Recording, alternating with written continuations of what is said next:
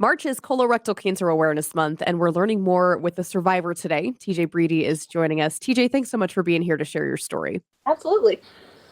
So take us back to those days leading up to and the moments in when you found out that you had this diagnosis.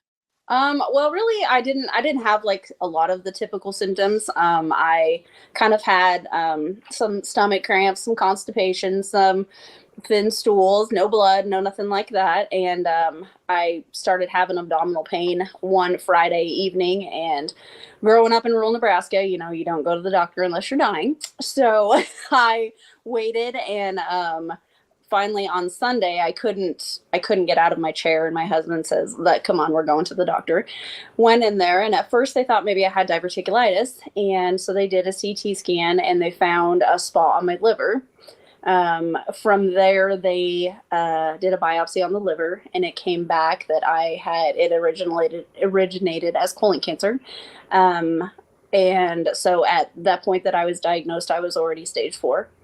Then lots of tests, and I ended up transferring to Omaha, where they did more testing and found out that I had a blockage in my bowel. And so instead of doing chemo first and then surgery, I was taken into kind of an emergency surgery. Went through that. That was kind of a long process. Ended up having to have an ileostomy, which for a female of my age was kind of devastating, but luckily I only had to have it for 6 months. Then everything was good. I did chemo and kind of was in remission.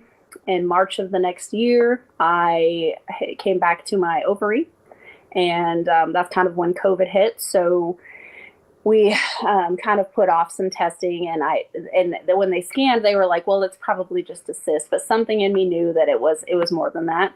And so a couple months later, in pursuing that, it did turn out to be metastasized to my ovary.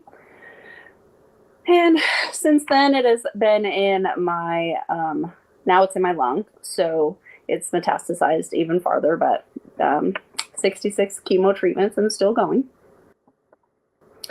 That's kind of the long short story. Wow. That is something else. TJ, you are so young. And I think, not a lot of people think about needing to think about those things, right? I mean, talk about that aspect of it. Especially not having any family history. Like I did genetic testing, and none of what's happening to me kind of shouldn't really be happening to me. And that's my doctor when he came and told me.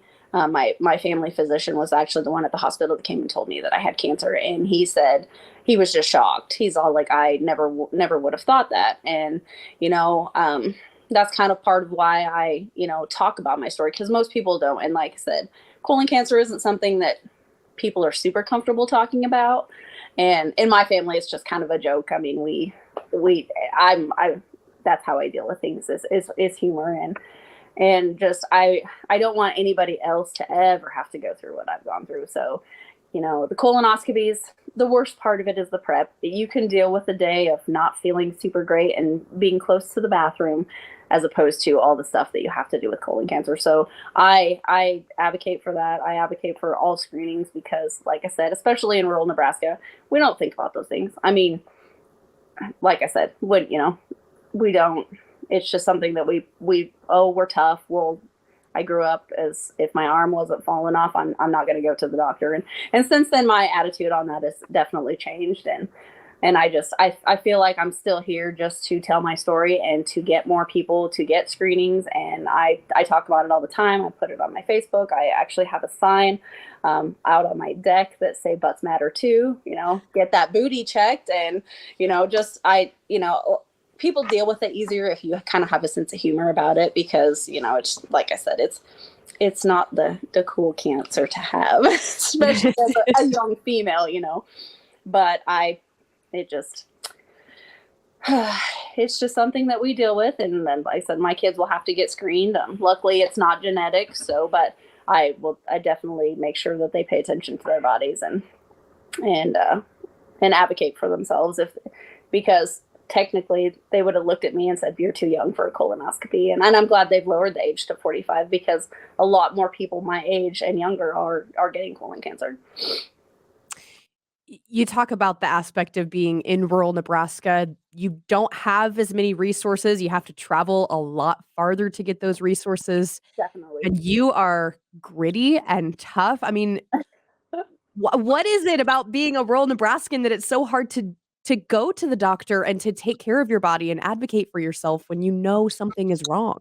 We're stubborn and we think that we're invincible, and you just grow up and you just take care of it. I mean, most of us grow up on farms, ranches, you unless, like I said, unless you can't sew your own arm back on, you don't go to the doctor. And it's just something that, oh, it's fine. And it takes a lot, especially for a lot of, farmers and ranchers to stop and go to the doctor. I mean, my dad was run over by a tractor and he called the neighbor, and luckily they took him to the hospital, but yeah, he's stubborn. So I kind of get that from him, which has worked in my favor. I tell them, because I was a very stubborn child. I told them, see, all that stubbornness as a child has helped me keep going for over 4 years. So I'm here for a reason. And I think that's why, is just to share my story and, help others to not, I always say, don't be like TJ. I would have to agree. I truly believe there's a reason you are here to tell your story. What's kept you going through all of this? I have 5 children and a husband, and I'm not a quitter, never have been a quitter.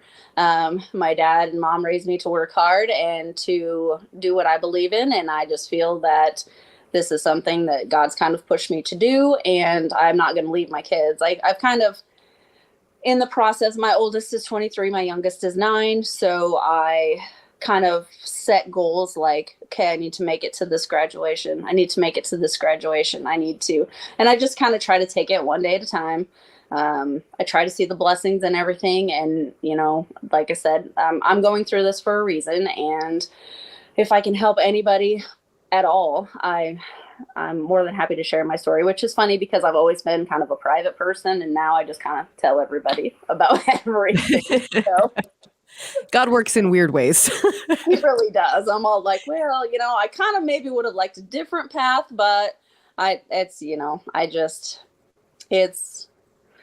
so thankful for all of my oncology team here, because like with them, especially during COVID with them, there's no way. When I had to go to surgery in Omaha, I had to go by myself. My husband dropped me off at the doors.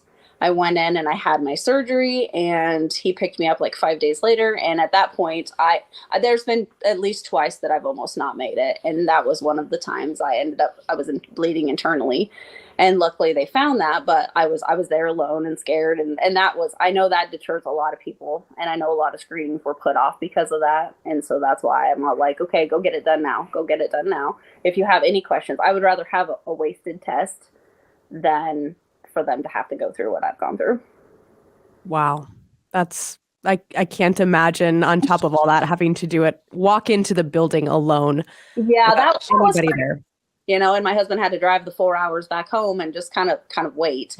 And so, yeah, that wasn't super fun. But, and during COVID, I just I've been doing it so long that I think kind of everybody forgets, because I just go do things by myself, unless it's like like an appointment after a scan. But even sometimes he'll be at work and I'll just FaceTime him, because I'm like, I'm kind of used to doing it by myself. So I just do it and try to keep things as normal as possible at home and just keep going.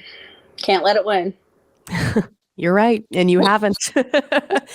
DJ, you have so much to your story, and you're such an inspiration. What have we missed that you'd like to share or talk about? Just knowing your body, advocating. Nobody knows your body better than you. We have a lot of great doctors and nurses, but if you find one that's telling you, you're too young for a colonoscopy, and you feel deep inside that there's something wrong with you, find another doctor. I mean, find somebody who's going to listen to you and advocate for you. And you have to be your biggest advocate, because, I mean, it's your life. So, and like I said, I've had wonderful, wonderful experiences here in North Platte and in Omaha, and I don't have a single bad thing to say. And they've taken such good care of me. And it's pretty bad that I'd walk in, they all know my name. Unfortunately, we're seeing, every time I go in, I see different faces. And that makes me sad, because how many people that cancer is affecting, not only colon cancer, but all other cancers. And so I've got to the point where if you feel something's wrong, go get it checked out. You may feel like it's nothing, but I thought it was nothing, and I probably on chemo for life. So, get it checked out. Absolutely. TJ, you are such an inspiration, and it's such an honor to talk to you. Thank you so much for sharing your story. We appreciate it. I appreciate you guys sharing our stories. All right. Thank you.